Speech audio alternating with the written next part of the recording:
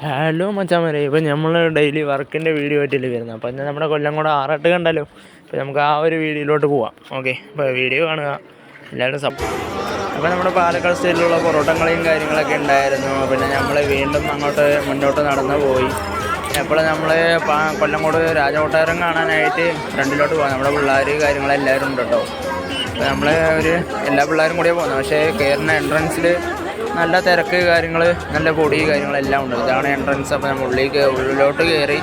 പിന്നെ അവിടുന്ന് പുറത്തോട്ട് കാര്യങ്ങളൊക്കെ വന്നു. പിന്നെ നമ്മൾ ആനയും കാര്യങ്ങളൊക്കെ കാണാനായിട്ട് അങ്ങനെ ഇറങ്ങി.